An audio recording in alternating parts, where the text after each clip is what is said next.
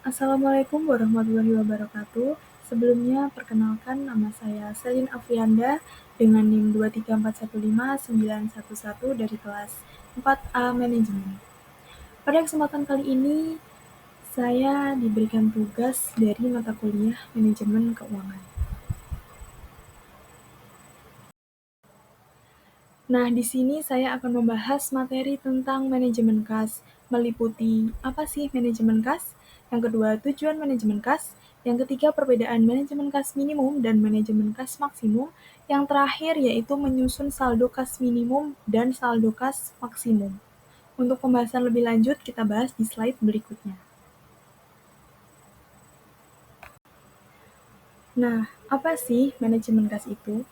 Menurut definisi, manajemen kas adalah sistem atau proses pengelolaan kas perusahaan yang bertujuan agar tersedia kas yang memadai, yaitu tidak terlalu banyak namun juga tidak terlalu sedikit, sehingga perusahaan dapat memenuhi kewajiban finansialnya dengan lancar.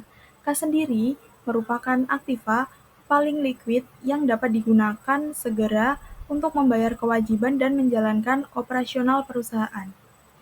Singkatnya, manajemen kas adalah pengelolaan kas secara sistematis untuk memastikan ketersediaan kas yang cukup guna memenuhi kebutuhan operasional dan kewajiban keuangan perusahaan secara efisien dan optimal. Pembahasan selanjutnya yaitu tujuan manajemen kas. Tujuan manajemen kas yang pertama, memenuhi kebutuhan modal usaha. Dengan tata kelola kas yang baik, aset lancar berupa kas bisa mencukupi kebutuhan operasional dan bisa juga digunakan untuk membayar kewajiban lancar yang dibutuhkan. Tujuan yang kedua, yaitu merencanakan pembelanjaan modal. Penggunaan modal yang dimaksud tidak hanya berguna untuk operasional saja, namun perusahaan juga mempersiapkan rencana untuk berinvestasi serta mengembangkan bisnis menggunakan modal tersebut. Tujuan yang ketiga yaitu mengoptimalkan sumber daya modal yang ada. Dalam manajemen kas, dana yang dimiliki perusahaan dibagi menjadi 3 kelompok, yaitu aktivitas operasional, aktivitas investasi, dan yang ketiga, pendanaan. Dengan manajemen kas yang tepat, modal bisa dialokasikan ke 3 aktivitas tersebut tanpa adanya kekurangan. Inilah yang dimaksud dengan optimalisasi sumber daya modal yang tersedia. Dan tujuan yang terakhir, menyiapkan investasi. Sebagaimana disebutkan, aktivitas investasi masuk ke dalam 3 aktivitas penting yang dilakukan perusahaan. Dengan melakukan investasi, perusahaan bisa menambah pundi-pundi pemasukan untuk perusahaan tersebut. Pembahasan yang ketiga yaitu perbedaan kas minimum dan kas maksimum.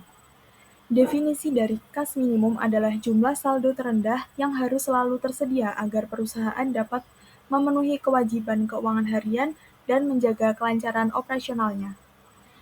Tujuannya menjamin likuiditas sehingga perusahaan tidak mengalami kekurangan kas untuk membayar kewajiban jangka pendek seperti gaji, utang, dan pembelian bahan baku. Penetapan kas minimum biasanya dihitung berdasarkan rata-rata kebutuhan kas harian dikalikan dengan jumlah hari tertentu atau menggunakan model seperti Baumol atau Miller-Orr untuk menghitung fluktuasi kebutuhan kas. Resiko jika kas terlalu kecil, saldo kas di bawah minimum, perusahaan beresiko gagal bayar atau harus menjual aset atau investasi secara mendadak yang dapat menimbulkan biaya tambahan dan gangguan operasional. Perbedaannya dengan kas maksimum, merupakan batas tertinggi saldo yang sebaiknya tidak dilampaui oleh perusahaan. Tujuannya menghindari penumpukan dana menganggur atau idle cash yang tidak produktif karena kas yang terlebih seharusnya diinvestasikan untuk mendapatkan imbal hasil lebih tinggi. Penetapannya dalam beberapa model seperti Miller-Orr, saldo kas minimum juga ditetapkan batas atau maksimum, di mana jika saldo melebihi batas ini, kelebihan dana akan segera diinvestasikan atau dipindahkan ke instrumen lain. Resikonya jika terlalu besar, menyimpan kas melebihi batas maksimum menyebabkan opportunity cost, yaitu potensi keuntungan yang hilang karena dana tidak diinvestasikan dengan optimal. Ini adalah tabel perbandingan dari beberapa aspek. Aspek yang pertama dari tujuan, jika kas minimum untuk menjaga likuiditas, sedangkan kas maksimum untuk menghindari idle cash. Aspek yang kedua ada resiko jika dilanggar. Dari segi kas minimum, resikonya mengalami likuiditas dan gagal bayar. Dari kas maksimum, resikonya terjadi opportunity cost dan efisiensinya menurun. Aspek yang ketiga, penetapan. Berdasarkan kebutuhan harian dan modal, menurut kas minimum. Sedangkan menurut kas minimum, berdasarkan modal dan analisis surplus. Aspek yang terakhir, langkah yang harus diambil perusahaan jika terjadi kas minimum, yaitu menambah kas, bisa dengan cara menjual investasi, dan untuk kas maksimum, bisa menginvestasikan kelebihan kas tersebut. Selanjutnya, menyusun saldo kas minimum dan maksimum. Yang pertama ada menyusun saldo kas minimum. Caranya, langkah pertama yaitu analisis kebutuhan kas harian atau bulanan. Hitung kebutuhan kas untuk membiayai operasional rutin seperti pembayaran gaji, pembelian bahan baku, dan biaya overhead.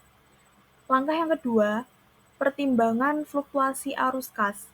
Karena kebutuhan kas tidak selalu sama setiap periode, maka gunakan data historis untuk memperkirakan variasi arus kas masuk dan keluarnya.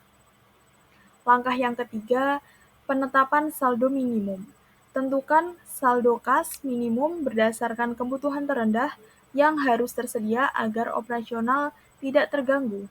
Saldo ini bisa ditetapkan berdasarkan pengalaman, syarat, bank seperti model statistik seperti Baumol dan Miller-Orr.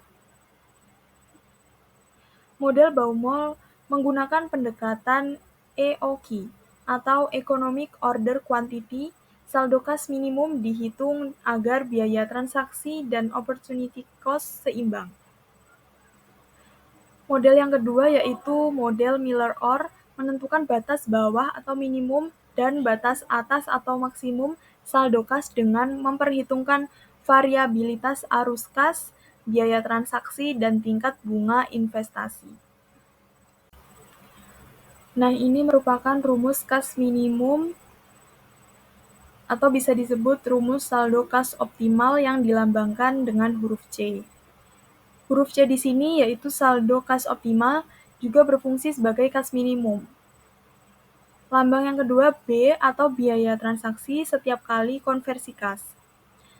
Lambang ketiga ada huruf T, yaitu total kebutuhan kas selama periode tertentu. Lambang yang terakhir I atau tingkat bunga disebut juga opportunity cost per periode. Penulisannya seperti gambar di atas, C sama dengan akar 2 dikali B dikali T per I. Di bawahnya ada contoh soal serta pengerjaannya. Diketahui total kebutuhan kas per bulan atau T 20 juta, biaya transaksinya 10.000, tingkat bunga per bulannya 1,5%, yaitu 0,015. Cara menghitungnya yaitu C sama dengan akar 2 dikali 10.000 dikali 20 juta per 0,015 sama dengan akar 400 juta per 0,015 sama dengan akar 26 juta 666.667.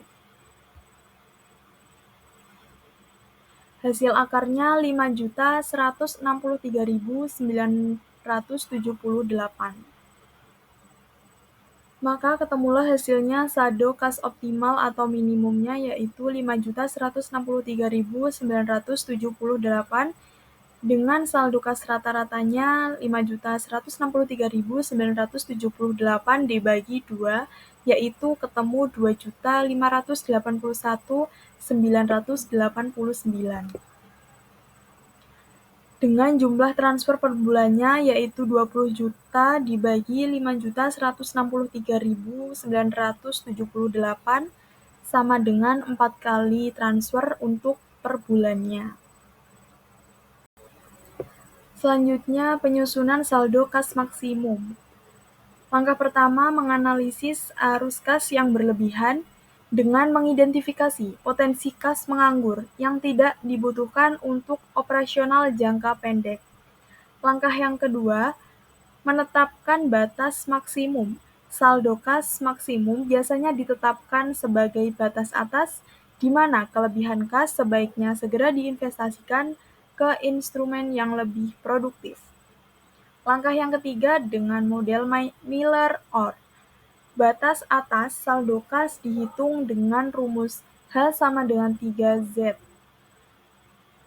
H sama dengan 3Z di mana Z adalah batas bawah atau saldo kas minimum.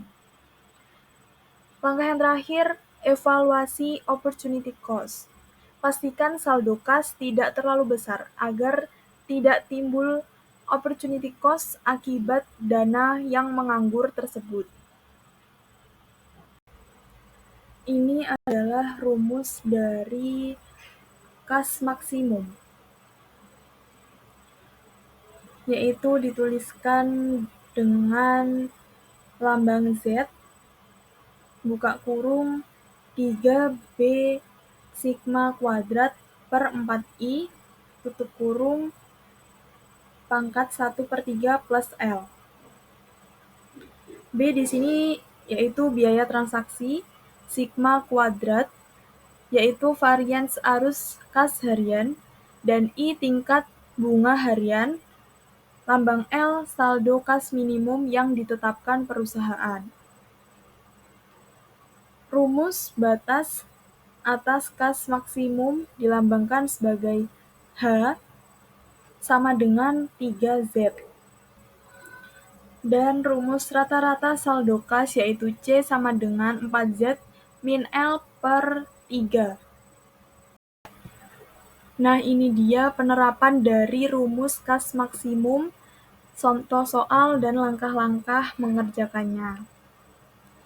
Hasil dari kas minimum atau batas bawah dilambangkan dengan Z yaitu 203.068 dan kas minimum dilambangkan dengan H batas atas yaitu 609.204. Rata-rata saldo kasnya 4 dikali 203.068 min 100.000 per 3 sama dengan 237.424. Nah, itu tadi sedikit pemaparan materi dari saya. Saya cukupkan sampai di sini. Bila banyak kurangnya, saya mohon maaf yang sebesar-besarnya. Wabillahi taufiq wal hidayah. Wassalamualaikum warahmatullahi wabarakatuh.